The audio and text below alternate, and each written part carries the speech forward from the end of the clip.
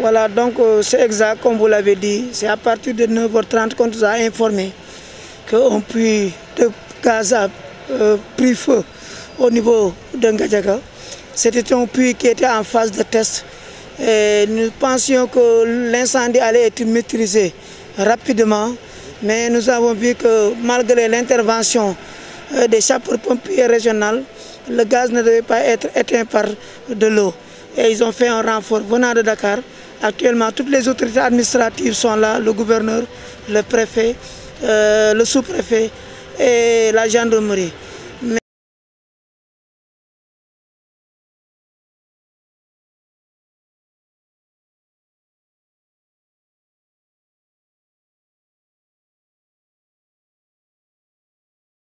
Elle est tellement vite que la collectivité locale n'a pas aussi prévu quelque chose pour eux, ne serait-ce qu'être à côté d'eux pour leur montrer que nous avons partagé avec eux la souffrance aujourd'hui. Dépassé un peu par la situation également. Oui, nous sommes dépassés par la situation, mais nous l'avions dit dans le passé, hein, parce que j'avais interpellé beaucoup d'autorités pour leur dire que Ngadiaga devait faire, le Petrosen Forteza devait faire un hôpital de niveau 1 au niveau de Ngadiaga. En cas de catastrophe de ce genre, on pourrait réagir. Imaginez aujourd'hui si le gaz était noxique, ou bien si par exemple le gaz pouvait tuer les populations s'ils le respiraient. Donc cette catastrophe naturelle, on ne pourrait pas le mesurer. Donc vu les ressources que Petrosen Forteza tire de notre côté local, nous en tant qu'élus, on souhaitait vraiment un apport conséquent pour faire des infrastructures de base pour les populations. Aujourd'hui, il n'y a pas d'eau potable dédiée à Ngadiaga que l'usine a fait.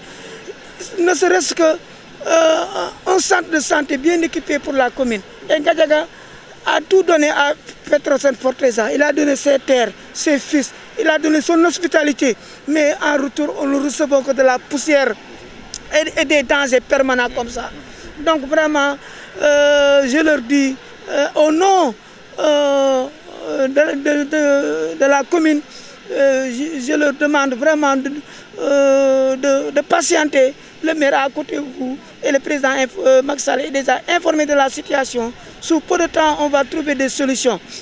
Dans le passé, les directeurs de sociétés ne voulaient pas nous rencontrer. Mais aujourd'hui, l'occasion se présente, ils veulent d'art nous rencontrer. Donc vraiment, c'est dommage. Il faut créer des rencontres. Donc c'est l'occasion aujourd'hui de régler tous ces problèmes-là.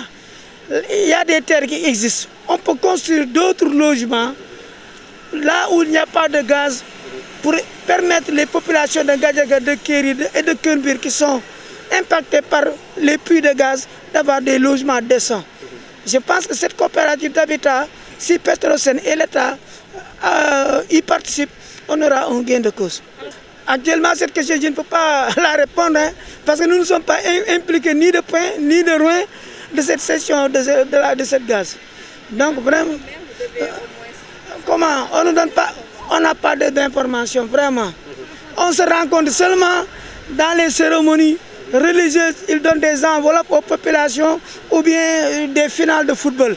Vraiment, je suis désolé, Petrosen Forteza ne collabore pas avec la collectivité locale. Donc collectif bi baat bi muy yëkkati tey mooy bi doon yëkkati rek dans le passé c'est lu jàlloon mooy Ngadiaga dafa nekk en danger depuis 1997 ba léegi nii donc ay puits de gaz ñoo ñu wër te amuñu benn musiba te c'est préventif su xewee nañu mën a jàppale loolu noonu tey nag yàlla àtte na yàgg leen wax nañ leen ko dem nañ Forteza dem nañ Petrosen directeur bi nag ñu recevoir tey moo fi ñëwal boppam yàgg nañu wax ni Ngadiaga mu ngi ci danger yàlla tey leeral na lépp ñu ngi nii puits de gaz bi mu ngi prendre en feu depuis 9h ba léegi bon les sapeurs-pompiers bon sont incapables da li koy éteindre kon loolu noonu lu métti la population Ngadiaga tey kenn nekkul Ngadiaga ñi daw doon dem ci àll bi ñi daw doon dem ci les villages voisins pour mën a nëbbatu foofu parce que wóorul gaz moom wóorul teen bu mag bi mu ngi ci biir dëkk bi donc du fa àggoon tey yàlla tere dëkk bi kenn du fi des.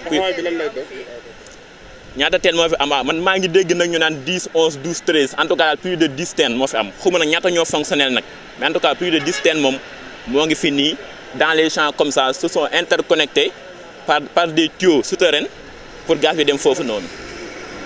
léegi si li xew na lan moo doon taxawaayu collectif bi après lii. waaw collectif bi kay li ma doon taxawee démb rek comme ni ma ko waxee rek taxaw ñu gaaw li ñu jël ci ay mesures ba du amati mais lan moo ñu defal ñu hôpital wutal ñu ndox wutal ñu loo xamante ni si maanaam gaz bi su tàkkee nañ ko mën a fay te du am benn problème parce que tey jii képp ku yeewoo Ngadiaga tey sa bakkan mu ngi ci xottu nen dara wóoragu ci gaz bi mu ngi ni di tàkk xamuñu kañ lay fay xamuñu ko kenn xamul parce que sapeur moo nga fi mais ba tey da nga naa day gën di yokk kon collectif bi moom lu mu taxawee mooy ñu jóg si lu mel nii ba du fi amati te lu ñu revendiqué mooy lu société bi warloo ak ñun mu daal di koy def mii lan wutal ñu hôpital wutal dëkk bi ndox sax amu ko ndox amu ko loolu c'est pas normal ci gaz bi jóge fii gaz bi dañ ko doon nëbb tey mais yàlla feeñal na lépp